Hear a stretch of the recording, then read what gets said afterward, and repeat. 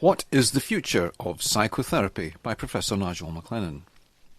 Psychotherapy is, very broadly speaking, the process intended to help a person to use their own minds to better cope with life. To say the least, it has had a rocky history. Past therapies have included exorcism, screaming, sitting inside a pyramid-shaped structure, being treated like a lab rat, sitting on a couch with someone umming and ahhing for 4 to 5 years, all the way to therapists providing only listening and no therapy. Currently, there are more than 1,000 different psychotherapy and counselling approaches or schools. With such a wide range of approaches, has the profession become more effective than the intellectual Stone Age examples above? Let's explore. Most therapy schools claim to be scientific and to be evidence-based. If they are, why do they all achieve the same poor results? What accounts for that uniformity of dismal outcomes from such widely differing methods? Dismal? Yes, dismal. The meta-analysis repeatedly shows that psychotherapy is around 30% effective, or 70% ineffective. The same number, 30% of people with a challenge, get better after chatting with a friend over a cup of coffee. Would you hire a plumber who failed 70% of the time, or a doctor who killed 70% of their patients? Of course not. Yet, decade after decade, we continue to confirm that, at best, psychotherapy is 70% ineffective. Some approaches, IAPT, nationwide in the UK, have been demonstrated to be 90% ineffective. That is, 90% of the time they fail and are a complete waste of time and money. That is not to say that there are no effective psychotherapists, none who receive consistently great results. There are some. Alas, they are so rare that I have repeatedly heard them referred to as unicorn therapists. Personally, I know several, and they are truly amazing. What does that tell us? That what makes therapy effective is less to do with any school, theory or dogma, and much more to do with the therapist. Indeed, the research tells us exactly that. The biggest predictor of rarely successful therapy is the quality of rapport between the therapist and the client. It could be that the school, dogma, method or approach is no more than a bit player or placebo. And since the various different types of therapy seem to make no difference with clients, up to 90% failure rate, perhaps the placebo works best not for the client, but for the therapist, giving them the belief that their therapy is sound, despite the overwhelming evidence to the contrary. Perhaps there is a placebo effect for some clients. If so, it is reasonable to ask, how effective is psychotherapy compared to sugar pills or other forms of placebo? The least potent placebos are around 15% effective and can work even when people are told that they are being given a placebo. That is better than the dismal 10% reported for IAPT efficacy. The most effective placebos are around 72% effective. Yes, you heard correctly, 72% effective. That is, a good placebo is over twice as effective as most psychotherapy and over 7 times more efficacious than the widely reported IAPT 10% figure. What are we to make of those figures? Could it be that psychotherapy is no more than a talking administered placebo? If there are over 1,000 different therapy approaches, dogmas and methods, and they have the same lack of results, it seems that there is no or very little active ingredient in the methods. If there were any powerful active ingredients in the wide range of approaches, we would have evidence that some were achieving consistently great results, regardless of the therapist using the methods. Alas, there is no such evidence. What then is going on in the rare cases where psychotherapy works? Placebos work by covertly using the mind to activate and harness the natural healing processes. Jerome D. Frank, in his 1961 book, Persuasion and Healing, noted that psychotherapies are attempts to persuade the client to change. Putting three factors together may provide further insight. People who are most effective at changing the behaviour of others, such as the world's top salespeople, are also exceptionally skilled in forming deep, meaningful and transformative rapport.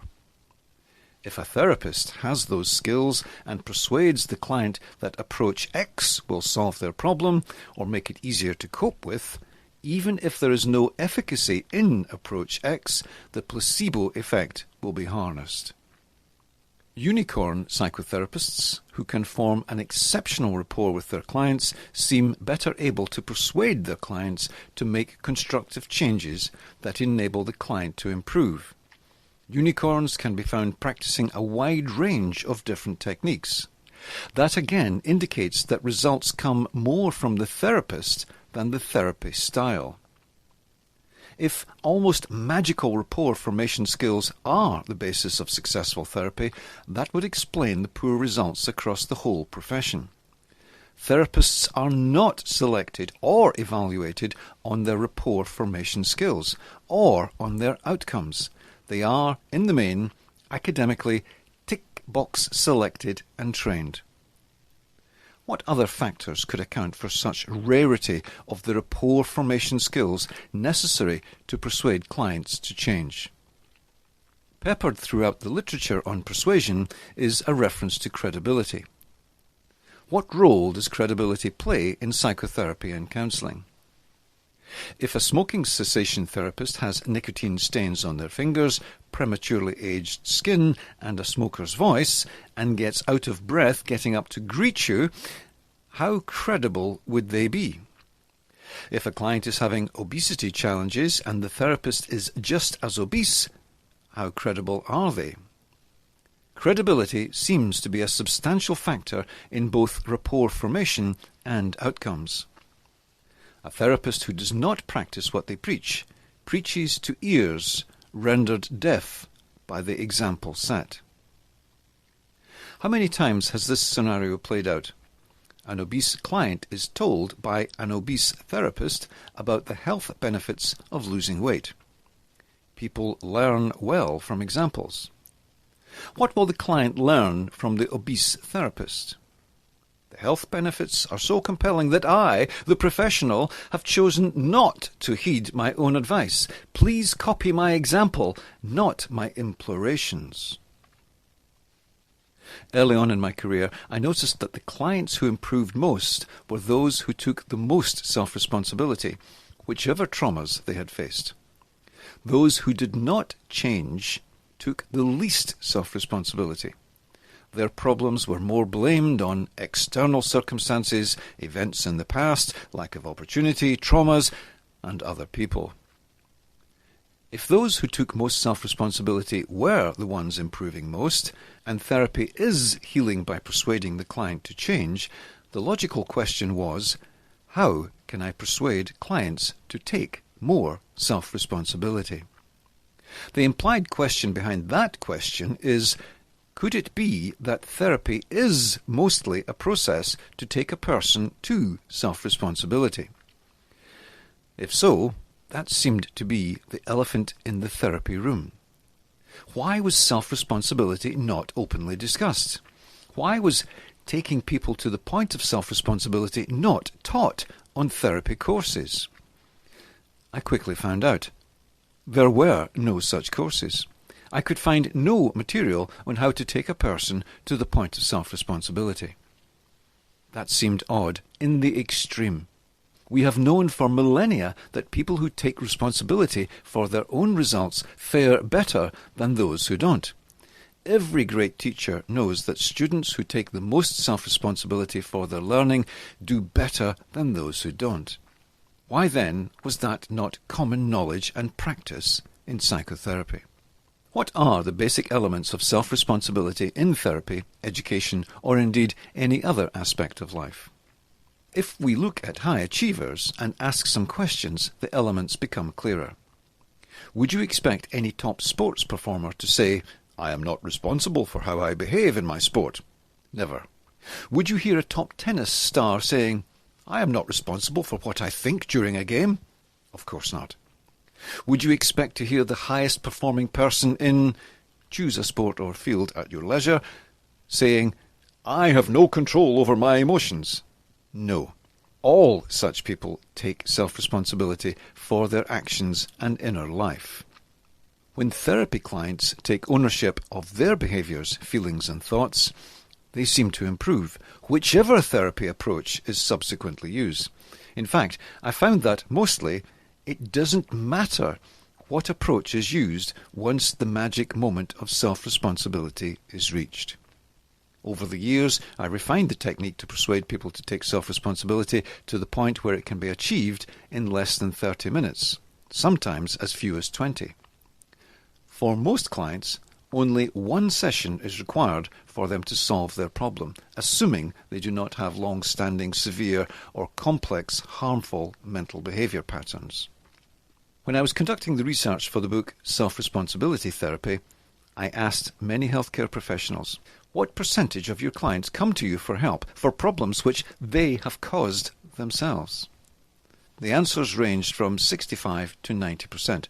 That is, almost all expert health professionals believe that most clients, unknowingly, are the cause of most of their own problems. With medical professionals seeing the consequences of people not taking self-responsibility, one would think that psychotherapists, of all kinds, would note the same phenomenon. When I shared it with them, did they? Not many. A large number of therapists, it turns out, are resistant to the idea. There are several motives for that resistance. Here are a few expressed in the present tense because the motives seem current and widespread. Shockingly, many people in the mental health field treat their clients as victims and reinforce and condone their clients' victimhood, thus perpetuating it. Some therapists are politically motivated and use their clients to justify their political stance. The system creates victims and no amount of self-responsibility is going to help them. Other professionals seem less than ethical and appear to want to create dependent clients to maximize their income. Still others seem to need to be needed, and the idea that a client could heal themselves by taking self-responsibility is deeply threatening to their ego and their wallet. Almost all psychotherapists use methods that sound plausible but are based on untested and untestable theories. That is, the claims made by many psychotherapy schools can neither be verified nor falsified. They are unscientific. If psychotherapy is to become a credible profession and move beyond its current 70 to 90% failure rates, it must become more scientific. Theories and approaches must be testable. Cards on the table time. SRT, self-responsibility therapy, has not yet been scientifically tested and is practiced, so far, only by the people I have taught to use it. It contrasts with other approaches in that it is testable. Indeed, every aspect of SRT lends itself to testing, and any researchers listening to this are welcome to contact me to do so. We can test the levels of self-responsibility of the therapist and compare that to outcomes. Why is that useful? If the credibility of the therapist is important, we would expect to see therapists who take self-responsibility, who example self-responsibility, being more effective than those who don't. We can test the levels of self-responsibility of the therapist and compare those to the levels that their clients adopt. We can assess the levels of self-responsibility in the client before, during and after therapy and assess the outcomes against those changes. We can test, you get the point by now. In fact, all of the processes and approaches of SRT can be scientifically tested for efficacy. Do we have that data? Not yet. What we do have is a therapy system and model that can be verified or falsified. It can be scientifically examined and thus improved and refined. Here are some of the SRT hypotheses that could and should be tested by researchers.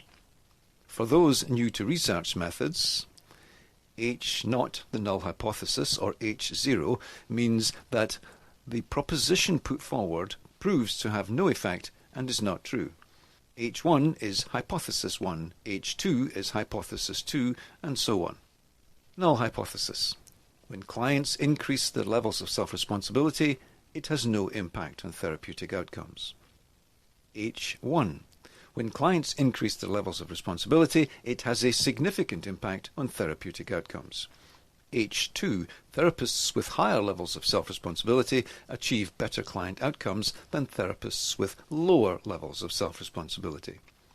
H3. Clients move more towards full self-responsibility when they are placed with therapists who have higher levels of self-responsibility than those clients who work with therapists with low levels of self-responsibility.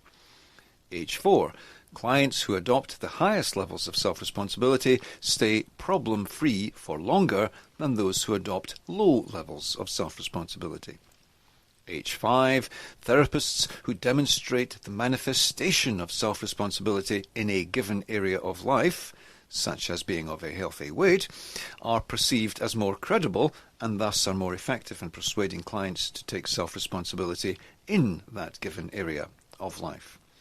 H6. Clients who, I'm sure you have the idea by now. If you want to know more about SRT, if you want answers to the obvious questions, how do I get my clients to the point of self-responsibility?